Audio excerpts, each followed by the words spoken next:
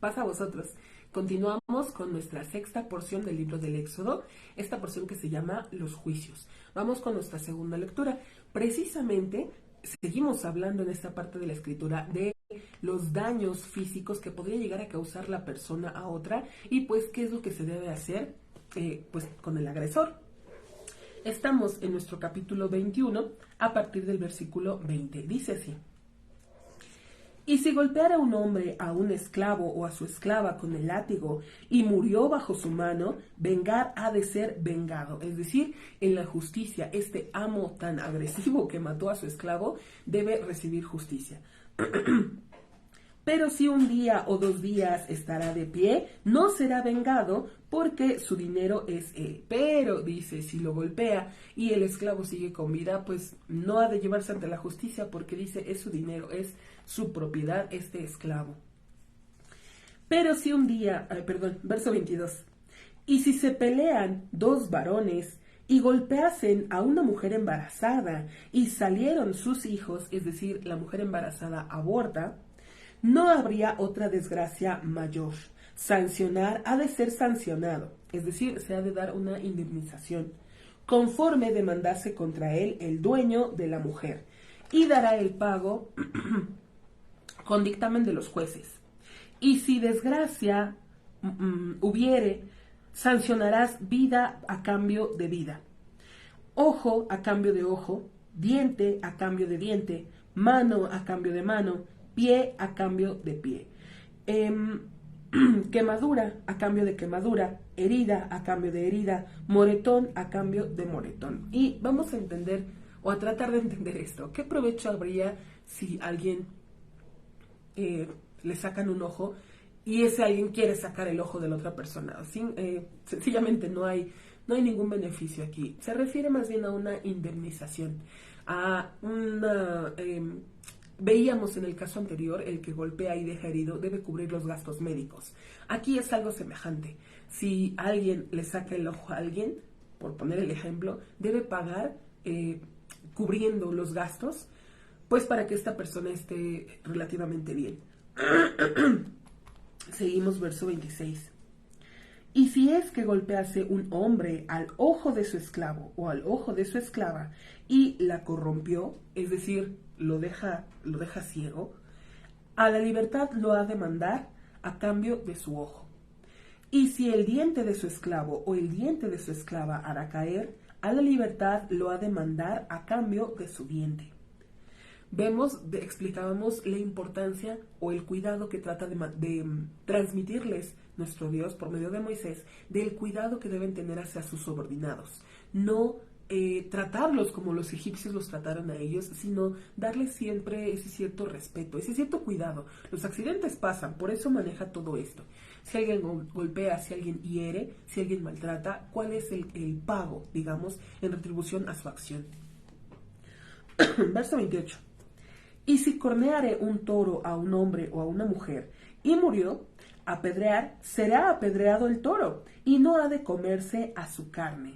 Vemos entonces esto tan extraño quizá, pero también si uno lo piensa tiene mucho sentido, porque si este animal que actúa por instinto dañó, como en el caso dice, mató a un hombre o a una mujer, vemos que es inservible, porque dice incluso que su carne, su piel, no debe ser tomada, es desechado. ¿Cuánto más nosotros debemos tener cuidado con nuestras acciones? Porque nosotros no somos como los animales, no reaccionamos por instinto. Se supone que vamos pensando lo que hacemos. Entonces debemos tener ese cuidado de no maltratar, de no dañar a los demás.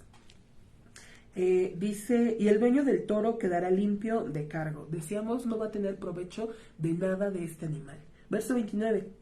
Y si un toro corneador él era desde ayer o anteayer y fue advertido, es decir, si ya se sabe de la conducta de este animal que es agresivo y fue advertido, quiere decir que ya tenía testigos de que este animalito era agresivo con su dueño y no lo hubo de cuidar y mató a un hombre o a una mujer, entonces el toro será apedreado y también su dueño es sentenciado a morir. Es decir, si ya se le había advertido al dueño que el animalito era agresivo, pero el dueño no hizo nada, incluso había testigos, pero el dueño no tomó las precauciones necesarias, bueno, entonces no solamente se apedrea al animalito, sino también al dueño. Debe ser sentenciado a la muerte. Dice, verso 30. Si un rescate asignaran sobre él, y dará el rescate de su vida conforme a todo lo que será asignado sobre él. O si un hijo corneare o una hija corneare, como el edicto le será a él. Es decir, no importa si es un adulto o un infante, un hombre o una mujer, si el animal dañó, pues es responsable el dueño, no tanto, podríamos decir, pues la mamá debía cuidar al niño, no, es responsabilidad del dueño el preocuparse por sus animalitos, más aún si son agresivos y si hay testigos de que en épocas pasadas el animal era agresivo, hay que tener estas precauciones. Verso 32. Si un esclavo corneare el toro o una esclava, plata, 30 siclos dará a su dueño, y el toro será apedreado. Ahora vamos con los esclavos, se debe dar una remuneración a el dueño del esclavo. Y si abriere un hombre un pozo, o si cavare algún hombre un pozo, y no lo cubriere, y cayere allá un toro o un burro, el dueño responsable del pozo ha de pagar plata, devolverá a su dueño, es decir, al afectado, y el muerto será para él.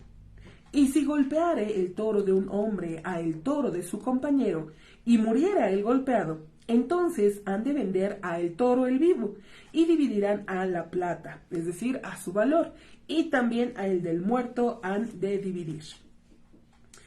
Pero si se supiere que un toro corneador él es desde ayer y anteayer, y sin embargo no lo hubo de cuidar su dueño, entonces ha de pagar el toro completo a cambio del toro, y el cadáver será para él.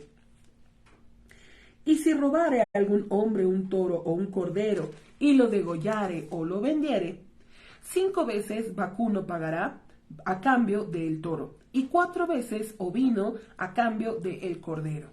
Y nos podemos preguntar por qué el robo de un toro es más que el de un cordero. Bueno, porque el cordero lo cargas y te lo llevas. El toro requiere un poco más, es un poco más complicado por el tamaño del animal y porque a veces pues no, son un poco necios los animales. Entonces requiere un poco más de astucia para podérselo robar. Está explicando entonces que bueno, la falta que se comete más profesionalmente, con mayor astucia, pues requiere un mayor castigo.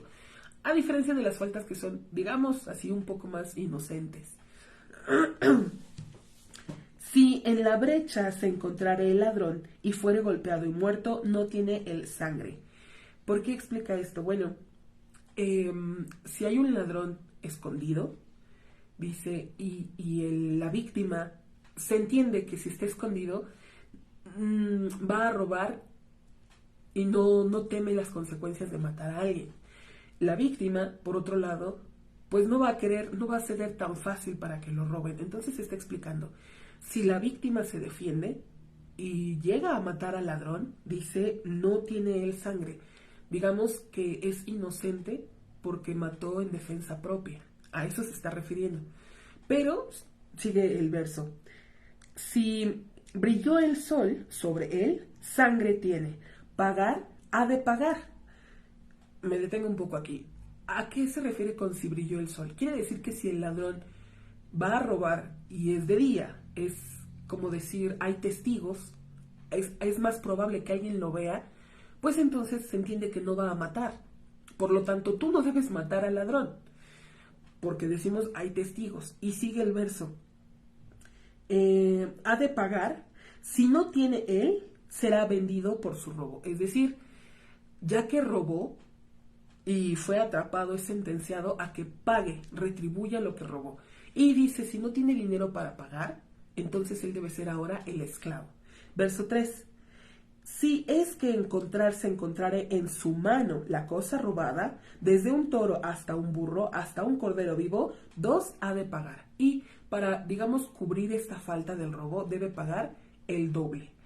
Y explicábamos, si no tiene para pagar, debe venderse como esclavo. Entonces, vamos aprendiendo todas estas leyes sobre cómo se debe responder en cuanto hay daño hacia una persona.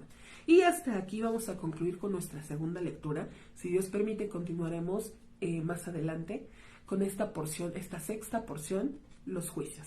Pasa a vosotros.